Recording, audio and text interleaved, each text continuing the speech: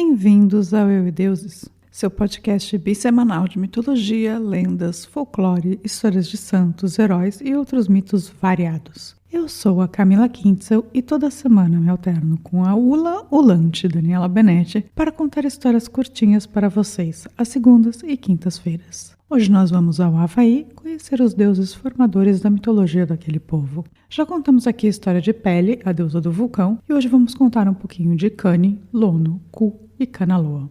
Sim, um dos deuses chama Ku, segura a quarta série. É Ku com K. Aproveita que não é todo podcast que conta essas coisas tão específicas e malucas pra você. Vamos lá? See the line where the sky meets the sea. It calls me, and no one knows how far it goes.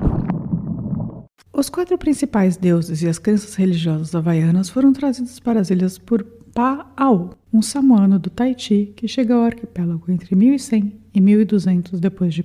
Pa'au era um conquistador e um sacerdote. Ele conquistou o Havaí e começou uma era de guerra no território, porque não estava satisfeito com a forma como os descendentes de Hawaii e Loa governavam as ilhas. Pa'au introduziu novos deuses ao povo havaiano, o sistema Kapu, um código de leis e regulamentos, e o sacrifício humano. Então a religião havaiana, na verdade, é uma mistura de práticas nativas havaianas e crenças religiosas da toda a região. Existem mais de 40 mil divindades e em sua essência está a crença de que os espíritos podem ser encontrados em animais, objetos e elementos naturais, como o céu, as ondas e os vulcões. Ou seja, tudo é Deus. Porra!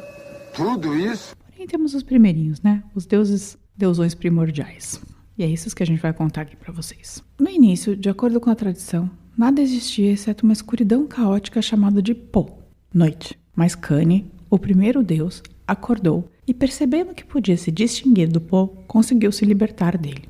Depois disso, quando Lono e Ku perceberam que Kani havia se separado do Po, eles também se libertaram. Na sequência, já que Kani tinha conseguido se separar do escuro, ele criou a luz, com a qual afastou ainda mais a escuridão. Aí, com tudo iluminadinho, esses 3 deuses criaram todas as divindades havaianas menores. A mais famosa entre elas, a deusa do fogo e do vulcão, que eu já contei aqui, que é Pele, criadora das ilhas havaianas. Então eles criaram o nosso mundo para servir de apoio e ferramenta para os deuses. Finalmente, os 3 deuses se reuniram argila vermelha dos 4 cantos da terra, misturaram-na com sua saliva, sim, baba de Deus. Ah, cara, que nojo! E mudaram a imagem de Kani. Então eles deram vida ao modelo de barro. De acordo com alguns relatos, foi Kani sozinho que deu vida à figura de barro, e ele se tornou o primeiro homem. A semelhança desse relato com Gênesis, em que Adão, ou o homem, é criado a partir de Adamá, literalmente barro vermelho, e o Senhor Deus sopra nele o sopro da vida, é óbvia. Basicamente é a mesma história, só que contada de outra maneira. Associado ao amanhecer, ao sol e ao céu, Kani parece ter sido a mais alta das 4 grandes divindades. Ele era o deus da criação e o ancestral de todos os humanos, tanto reis, sacerdotes, quanto plebeus. De acordo com os mitos, Kani vivia em uma nuvem flutuante entre a terra e o céu, localizada a oeste da ilha havaiana, na costa de Kauai. Chama-se Kani Huna Moku, que significa terra oculta de Kani. Pensava-se que era o local da água sagrada da vida, cujas propriedades mágicas incluem a ressurreição de seres humanos que são aspergidos com ela. No Havaí, o grande albatroz branco foi identificado como deus. Ku, deus da política e da guerra, tinha muitos nomes, incluindo Kuka e Limoku, o ladrão de terras. Além de ser um deus da guerra, Ku foi associado a vários outros papéis. Ele era o principal deus pescador, como Ku'ula Kai, ou Ku do mar. Tô sério, Ku do mar é foda. E o principal deus dos fabricantes de canoa, como Kumoku Hali'i. Ele também se associou à floresta, como Kumoku Hali'i. Entre os deuses havaianos, sua adoração às vezes incluía sacrifícios humanos e rituais. Ele era o único dos deuses a quem eram sacrificados os humanos. Caralho, cuzão! Talvez, e muito apropriadamente, ele tenha sido associado a animais como tubarões e falcões, ou seja, animais mais agressivos, né? Lono, às vezes chamado de Lono Makua, Lono, o provedor, está ligado à chuva, à fertilidade, à agricultura, bem como à música e à paz. Embora as tradições não sejam claras e às vezes sejam até contraditórias, parece ter existido uma lenda na qual Lono se manifestou na forma humana, partindo depois para Kahiki, provavelmente onde era o Tahiti, com a promessa de retornar. E foi aí que aconteceu uma grande confusão histórica. Uma grande confusão. Como se diz em alemão, eine große Confusion.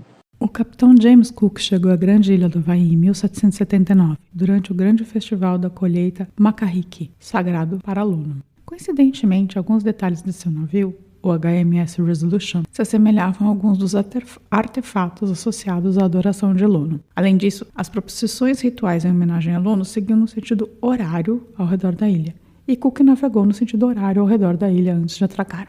Então, alguns historiadores especulam que, por essa e outras razões, os havaianos consideraram o capitão Cook uma manifestação de Lono. I'm very confundida. No entanto, quando um membro de sua tripulação ficou doente e morreu, algo que não acontecia entre as divindades, os havaianos ficaram desconfiados e muito menos legais com a galera. Passou um tempo e uma briga violenta eclodiu. Aí já sabiam que não era Lono nem nada, e Cook e vários de seus membros da tripulação foram mortos. Ou seja, confundiram o cara com Deus, mas falaram, ops, nos enganamos. Alguns especialistas teorizam que o quarto deus, Kanaloa, era um deus menor, que foi criado para presidir os mortos, e até mesmo que sua adoração pode ter chegado ao Havaí somente após 1100, por meio de outra migração polinésia secundária. Dada sua ligação com o submundo, vários comentaristas tentaram identificá-los como um deus do mal ou a própria morte. Sujeito ruim, mente criminal. Permanentemente em guerra com Kani. Isso pode refletir o ponto de vista dos missionários europeus, que talvez procurassem associar as três grandes divindades, Kani, Ku e Lono, a trindade cristã, e Kanaloa, que é o último, a Lúcifer ou o Satanás, porque ele presidiu os mortos. Uma lenda diz que Kanaloa tentou imitar a criação do homem por Kani, Lono e Ku, mas que ao contrário deles, ele não conseguiu dar vida à sua estátua. Então, humilhado, ele desafiou Kani, jurando que as criações humanas de Kani seriam mortais e que quando morressem, pertenceriam então a ele no mundo dos mortos, do submundo. Contra esses relatos de maldade, existem relatos diferentes, em que Kanaloa e Kani muitas vezes eram associados um ao outro e adorados juntos. Eles foram aparentemente vistos como mutuamente complementares, em vez de opostos, e podem até ser considerados irmãos por alguns grupos. Os construtores de canoa, por exemplo, invocam Kani durante seus trabalhos, enquanto os marinheiros a bordo de barcos completos,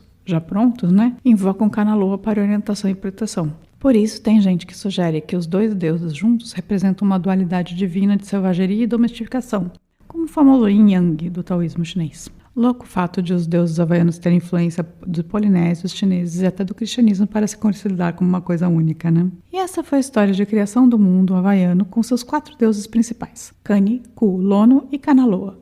Se você gosta desse podcast e quer ajudar a gente a crescer, divulgue para seus amigos, inimigos e pessoas que até hoje você ignorou. Se você quiser pedir uma lenda específica, uma história de santo, herói, deus, etc., escreva para contato@euideuses.com.br e conte pra gente. Estamos aqui para vocês. Também dá para entrar em contato com a gente pelo Facebook, Instagram ou deixar um comentário no YouTube.